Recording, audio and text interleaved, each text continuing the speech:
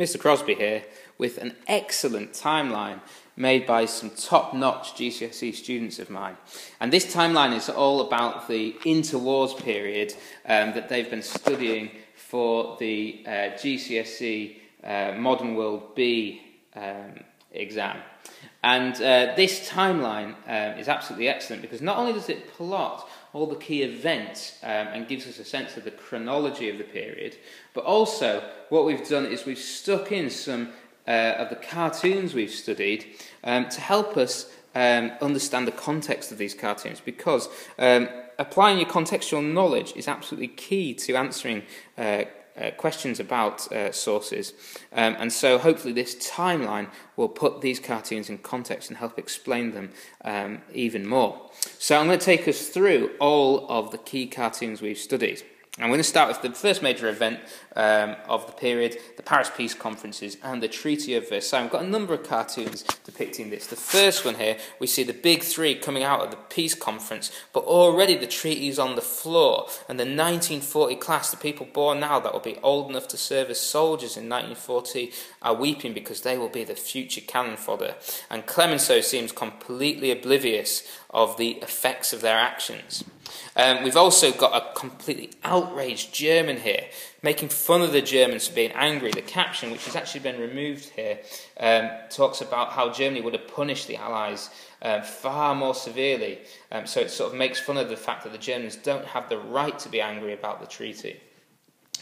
Here we've got the finishing touch, Germany being pushed into choppy water by the Allies as they're about to have the Treaty of Versailles enforced upon them. So the treaty will be the last step towards Germany's final demise.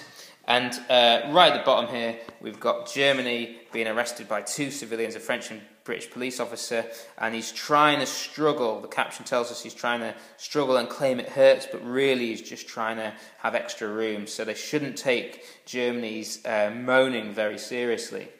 And there's also a cartoon here of the peace terms, hopefully extinguishing the militarism that started the First World War in the first place. Also at the start of the period, we have the other big event is the setup of the League of Nations.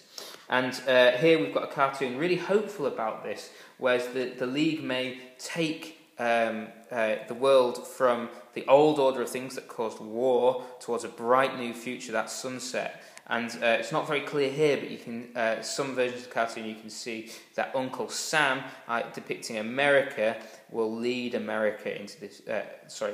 Lead the League and the world into this new future.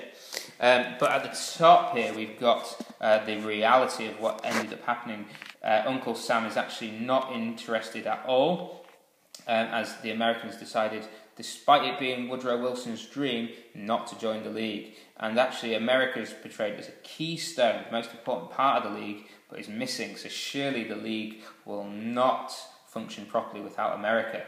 As we go into the 1920s, we have a depression and hyperinflation that takes Germany badly, and we've got a German cartoon here from their perspective of a very gaunt-looking woman and an even worse-off child, starving and impoverished. So their perspective is that they are just in dire straits and need help. They are unable to understand the political situation, and they're also a lot of people in Germany were not aware that Germany could not have carried on fighting. So many were angry that Germany had surrendered.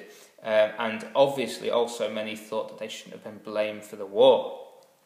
As the economic crisis got worse, Germany fell behind on its payments, leading to French and Belgian troops invading the Ruhr area and taking what was owed to them. And here another German perspective of a barbaric, huge, powerful woman depicting France smashing up the industrial areas of the Ruhr, and the caption translated means hands off the Ruhr. So a very negative German attitude towards France's actions. Then as we move forward, we get to 1925 and the Locarno Treaties. And there's two cartoons here showing the Locarno Treaties in totally different lights. The first shows Locarno as a stepping stone towards disarmament, but secretly thinks that Locarno might have been fairly easy but meaningless, whilst disarmament is the real challenge and much more difficult, particularly if you're wearing tall boots with heels and the stones are slippy. Here, however, the cartoon seems to think Germany has done the right thing by signing the Locarno Treaties and agreeing to peaceful terms with France, and so it's a step in the right direction. And we know that the Locarno Treaties was actually led to Germany being admitted into the League because they were demonstrating that they were peaceful. In the same year, there was also a crisis in the Balkans between Bulgaria and Greece, and here we've got a nice little cartoon showing the two scrapping like Tweedledee and Tweedledum with two sort of makeshift weapons, an umbrella and a toy sword, and the League coming down like a great dove, symbol of peace. But perhaps this cartoon suggests that the crisis shouldn't be taken too seriously. Moving further forward, we then get to 1930 and the start of the Manchurian Crisis, which lasts until 1932. You can see here a cartoon showing Japan in a very negative light. I believe the cartoon is a French cartoon, and you can see that they have slaughtered the people of China underneath them and are very proud of their achievements. So Japan portrayed as the aggressor here, and glorying in its own sort of destructive nature. Another cartoon about the Manchurian Crisis here reflects very badly on the League as well as Japan, because Japan is seen as walking all over the League, whilst the League has its nose powdered. So the League is seen as completely powerless to do anything about Japan's actions, and yet still persists in trying to save face and look like it knows what it's doing. Which of course it didn't. Around this time we also had the Disarmament Conferences starting in 1932 and carrying on for a number of years, and there's a couple of cartoons talking about the Disarmament Conferences. Here we've got France's refusal to disarm causing problems for itself, because if France doesn't disarm, no one else will, so it's going to be trapped in its constant need to arm itself. Another cartoon shows the people in the Disarmament Conference as really aggressive animals, a crocodile and tigers and wolves, appealing to peaceful animals, the rest of the world, the sheep who follow them. And yet the leaders of the Disarmament Conference are saying that it's the warlike passions of the people that are the problem. Of course, the cartoonist thinks the complete opposite. And that it's the people involved in the conference that are just unable to stop their aggressive nature. Then we've got our second big problem for the League of Nations, the Abyssinian Crisis, starting in 1934. And we've got a cartoon here showing that Britain and France are trying to tell Mussolini off for being a very naughty boy by the looks of it. But all they have is their words, and they've got no actions to back it up. So this cartoon shows how meaningless some of the ways the League could act were, and how they really needed to have some firmer measures in place, because Mussolini is going to do absolutely nothing about their warnings. And there's a cartoon up here that shows how Mussolini is unleashing hell on earth as it sort of this monster crawls out of the body of the earth. So the Abyssinian Crisis is seen as going to cause major disaster around the world. Then, as we move even further forward in time, we get to Hitler, and Hitler starts to come more into his own in the period. And we've got Hitler here surrounded by Russia and France in the Russo-French pact against Hitler, geographically either side of him as well. And so we've got Russia and France portrayed as sort of big bullies, and Germany sort of looking a little bit silly, trying to arm itself as much as possible in an attempt to protect itself. Then in 1936 we get to the remilitarization of the Rhineland, and this is depicted by a goose doing the goose step as it walks all over the Locarno Treaties, those agreements between Germany and France. Of course, the Locarno Treaties are particularly relevant here because the Rhineland is on the border between France and Germany, so it poses a real threat to France. And although it's got a peace branch in its mouth, we can see that the cartoonist thinks that Germany is acting incredibly aggressively, kitted up with weapons. And we've also got here a depiction of Hitler doing the same goose step on his way to becoming the boss of the universe if all the leaders of democracy, particularly Europe here, continue to let him get away with his actions. And there's a cartoon showing the double perspectives of different people around the world. Britain and France looking on at Hitler's supposed intentions of peace, whilst Russia sees more clearly the aggressive nature of Hitler with the rocket held behind his back. Then, as we move further forward, we finally get to the policy of appeasement, that infamous policy by Chamberlain.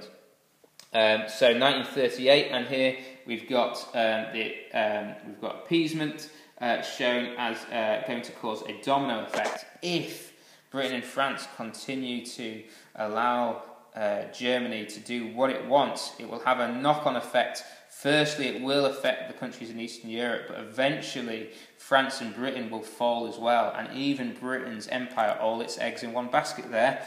So you can see here that the cartoonist thinks the long-term impact of appeasement will spell disaster for Britain if it doesn't act. And this also spells the end of the League of Nations around this time, with Hitler's increasing aggression. And here we can see the League dying a death, the doctor checking the time of death. They've been trying to keep it going, but it's just not worked, and it's eventually all the help they've tried to give it has failed. And an even sadder cartoon here, the League looking helplessly at all the torn treaties it tried to set up, Versailles, Locarno, the Kellogg-Briand Pact, all come to nothing because it's been unable to stop the aggression.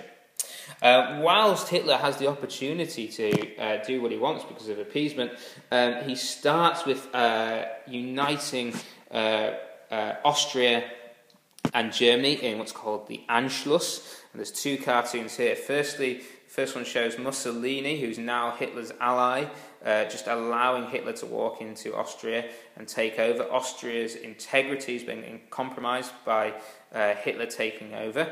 So that cartoon shows the two in league, whereas this cartoon, from a Russian perspective, actually shows this as a bit of a double cross, and how Mussolini has been stabbed in the back. Perhaps this cartoonist maybe trying to create tension between the two allies against communism, Italy and Germany, with Italy also being another catch of Germany there. After the Austria, we then have the Sudetenland crisis and eventually the Czech crisis. And so we've got here Chamberlain trying to push the world towards peace over war, but the Czech crisis on that board is cracking and may cause war after all. So Chamberlain's policy of appeasement could be undone by the Czech crisis. And the same sort of message is given by this cartoon here. Door to European domination that Hitler will try and walk through with his aggressive dagger in his mouth. Well, it's representing the Nazi Germany, I suppose. And the Czechs, if they're taken down, he'll be able to walk through. And of course, we know that that's exactly what happens. And down at the bottom, we've got a rather sad-looking British person suffering because of the policy of appeasement. He's completely sort of trapped in a bunker. Appeasement is not producing peace, but will eventually lead to war. And then we get to the final end of our period, 1939, and we've got initially German militarism here with an armoured car and a gun and an axe, and the civilian police of France and Britain, obviously showing the sort of peaceful means of appeasement, trying to direct Hitler towards Russia, but in fact they are totally unable to stop Hitler doing what he wants at this stage. And then we do get to the Nazi-Soviet pact, that agreement between Hitler and Mussolini, the idea that they will eventually double-cross each other with guns behind their backs, but for the meantime they're going to divide up that eastern frontier they're walking along, and they're going to start by taking over Poland together, which of course plunges the Europe and eventually the world into the Second World War and brings us to the end of our period. Okay, thanks very much for listening. I hope you found this really useful. Do go back through and look at some of the cartoons in detail and think about the context and how you would use that context to help you explain the main message of these different cartoons. Bye for now.